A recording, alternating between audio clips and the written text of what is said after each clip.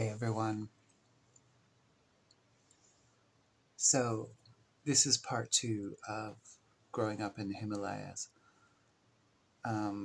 It's dawn here in Bangkok, so I decided to do sort of artistic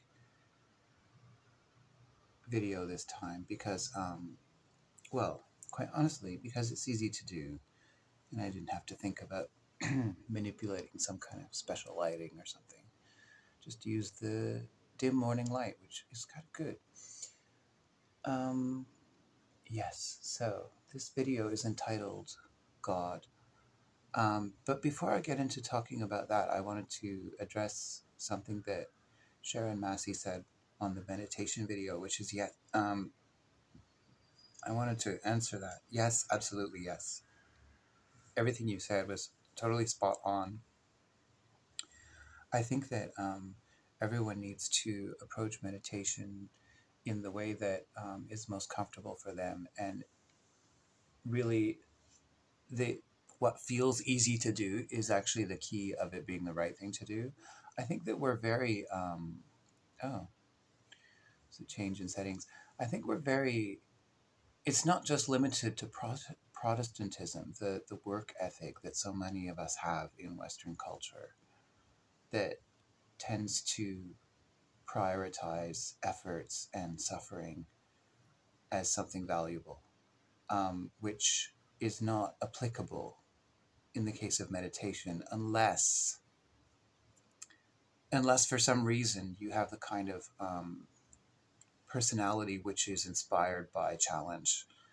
Then yeah, like, if you're finding yourself bored with your technique, then make it a little harder, and you'll become automatically more focused when you do it. Anyway,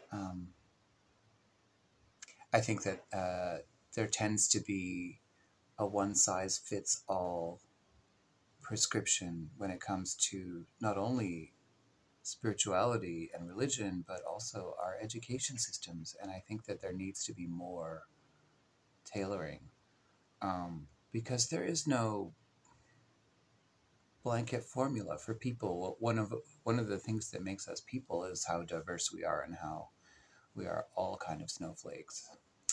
Not in that funny way that it's used today, but just in terms of the uniqueness.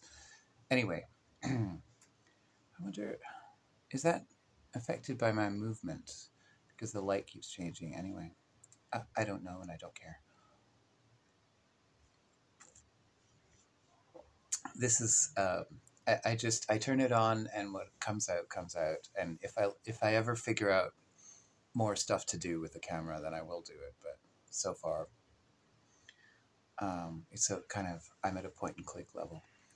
Anyway, I wanted to tell a story. This is the part two of growing up in the Himalayas and also God.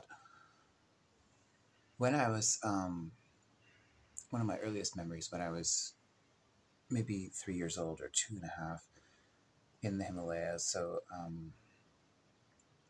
my parents had brought me there to the meditation community, the ashram, whatever you want to call it.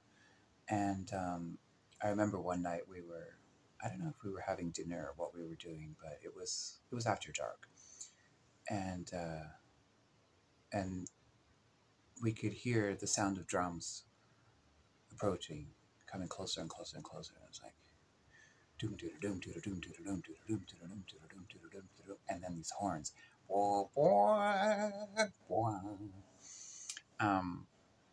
which was an interesting sound. It was kind of unsettling, but also kind of fascinating. Like, I really wanted to see what it was. I was at that age where I was curious about everything, and I could be scared of things, but I was definitely more curious than scared. Anyway, so we went out onto the street, onto the road, and there was a procession. There were all these bright colors and people and holding instruments and music, and Now, basically, what it was that in the Himalayas, in the tribal tradition, every village has a god, and that god has an idol in the temple. And then when they take the god out for procession, they put them in these palanquins, which are themselves considered also like the body of the god, or part of the god's manifestation. And the palanquin is covered in masks, and the masks are like the windows that the god looks out of. I learned all this later. Anyway, so I asked my mom when we were watching this procession. So obviously it was a festival, and they had brought one out. And I asked my mom, what is it? What is it? What is it? And my mom said, it's a god. And she pointed to the palanquin. And I looked, and my eyes did not fall on the palanquin, because I have no memory of the palanquin from when I was 2.5. My eyes fell on one of the guys in the procession, which was a young Indian guy, mountain guy, I guess. And now it's interesting, like when you see things when you're 2 years old, I was not seeing things as they were. I was seeing things with half of an imagination. So, once I had seen a toad, and it looked like a bird to me. Like there was a lot of distortion going on. And then later I would remember it in this very funny way. But basically, I saw a young man who was perpetually laughing and carrying a drum and wearing a drum on his head. And I came to associate this image with the word God, because that was the first time I heard the word God. Even though my mom said a God, the word was forever imprinted with that image. And so ever after that, whenever, like, so I think I mentioned in my other video, when I was in kindergarten in Canada, another kid asked me if I believed in God, and I was surprised that he knew about God, was partly because I thought God was an Indian thing. And then I think, like, when we went for Christmas at my grandparents', they mentioned God during Grace, and I was picturing that guy in the procession, because I thought that was God. And so my worldview was very formed by that first time in India, and kind of a misconception, like that wasn't even the God according to the tradition that was in the valley. And also, I was not seeing the guy as he must have been, because now that I'm grown up, I've seen that same type of procession again, and I realized that what he was carrying could not have been the drum that I remembered it as, because I remembered a dolak, which is a drum that is used like in Uttar Pradesh for bhajans. It's like a very central northern Indian traditional drum. And the drums that are used in the Himalayas are these big round things, and they're really deep. And so no one in the procession would have been carrying that kind of drum. And also the drum on his head. He would obviously not have been wearing a wooden drum on his head, because those dolaks from the central area are very cylindrical and quite long. And I saw one of those things on his head, as well as him carrying one. Now, what I must have seen was the hats that the mountain people wear, which is a kind of a, but it's not cylindrical. It's like, kind of, no, it is cylindrical, but it's not tall like that. It's just like, I don't know, is it a pillbox hat? It's something like that. Anyway, it's a cloth hat, but it does have these zigzags on it, like the dolak would have, that would be made by the ropes. Anyway, this is how the idea of God can be formed. So, ever since then, every time I heard the word God even when I was like in my teens or my 20s. Like my whole understanding of language was accompanied by imagery.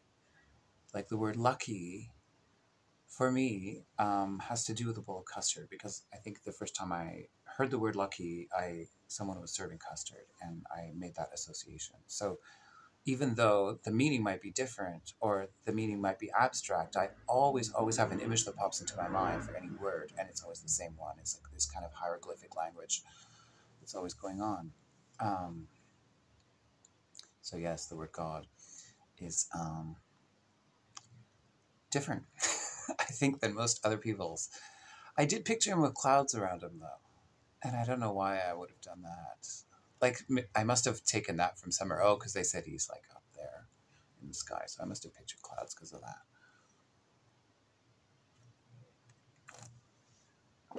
Anyway, yeah, I thought that was an interesting story because there's so much. I just found it interesting how imagination can be such a big part of your perception of reality and your perception of spirituality and your perception of religion, and it, I remember being surprised when I saw like the painting of Adam, and God creating Adam, and it's like a bearded man. I was like, because the guy that I saw did not have a beard or a mustache. He was like very clean shaven, very long face, very Himalayan looking, and laughing, I, which is also odd because like that's an odd part of the memory because they didn't laugh during procession. Like that would have been weird. Yeah, it was not really the thing to do. Like it was a solemn thing. Like the procession was serious, and the people who took on the role of being either bearers or players took their role very seriously in the Himalayas, and also like Himalayan people do not smile out of politeness. They don't smile for pictures. They don't smile the way we smile. We smile as a kind of like social currency. They don't do that. Um, they are very cheerful people, and they do laugh a lot and joke, and you will see them smile like in a way of greeting, but they don't do it for cameras, and there's no kind of showing your happiness like that. I adopted the habit of not smiling for photos, and some of my aunties object on Facebook, and I realized like if you don't smile for a picture in Western society, people think that you're not happy. They think there's something wrong, something's up. Whereas if you, I'm not sure what they think in India if you smile for a picture, but if you do it, they will point it out like it's weird.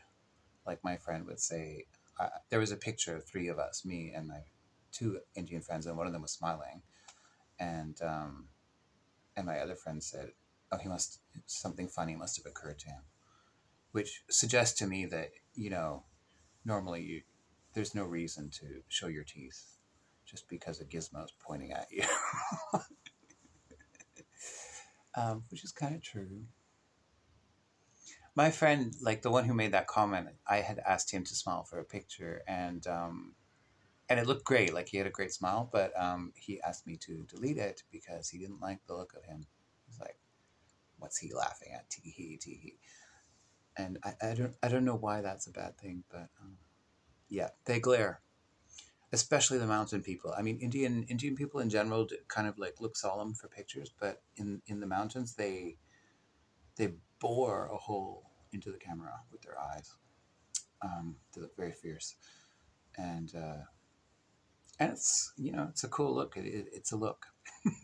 It's interesting. Anyway, that was just like the little tangent, the obligatory tangent. All my videos have a little tangent, so that's the obligatory tangent. But yeah, that was an example of one of my formative perceptions in the Himalayan valley where I grew up. So I love you all, and I thought I would give you the benefit of my morning dulcet voice. Lots of love to y'all. Bye.